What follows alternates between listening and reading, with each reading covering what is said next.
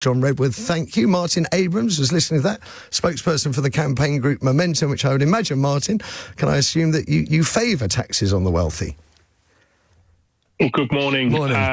Yeah, and, it's interesting listening to John Redwood there because, the Tories have completely broken the country, and it's absolutely clear listening to John there that their time is completely up.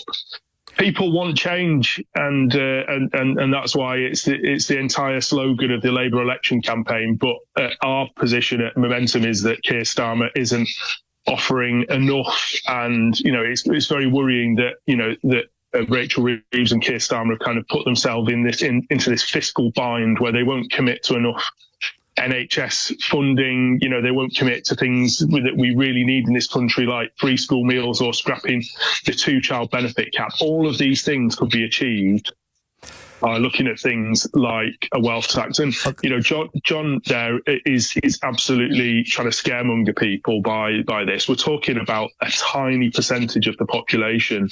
It equates to about 140,000 individuals. The super rich, essentially. The super rich. They're absolutely super rich. And a wealth tax on them could create about 10.4 billion for the public purse. And this is important to know.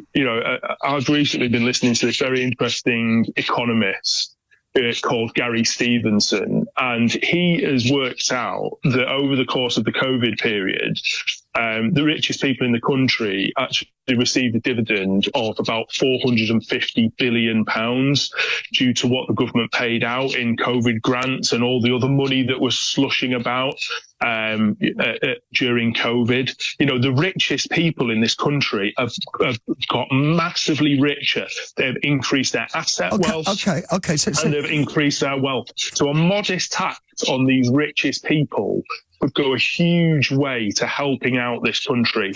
And it's not acceptable for Keir Starmer just to continually talk about growth. This is what I wanted to ask, Martin. We cannot have infinite growth on a finite planet. This is exactly what I wanted to ask. So, as far as I can see, both the Tories and Labour are funding their future agendas through growth, which one might argue is mythical and elusive because we haven't had any substantial growth for some 20 years. I started with the question about whether Keir Starmer is being dishonest about taxation.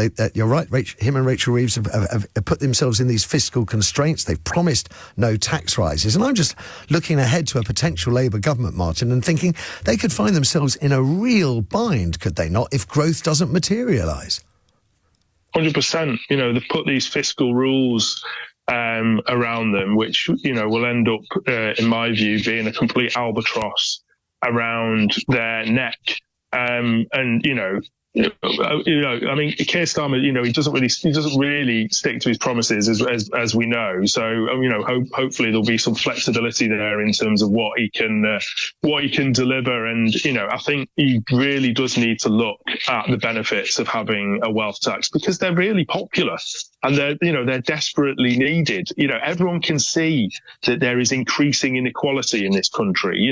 Food bank usage has absolutely gone through the roof, and child poverty has gone through the roof. We've got kids going to school, who can't even afford to have any breakfast. That is absolutely scandalous for the 6th richest country in the world to have that amount of inequality. So progressive taxation is absolutely the way forward, and people should ignore what John Redwood says. He invokes, what happened in the 1970s. John Redwood is a politician of the past, and, we need to be looking forward to make sure that we can change our country for the better. On the issue of politicians of the past, if I may, it's a tangential question, but some of the papers today are surprised that MPs are being offered seats in the House of Lords. I suppose the spin that's really interesting is the idea that left-wing Labour MPs are being encouraged to go to the Lords.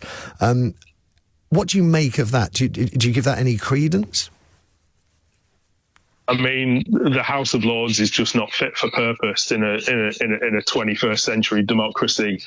It is essentially a place where people can go to retire, and make quite a lot of money.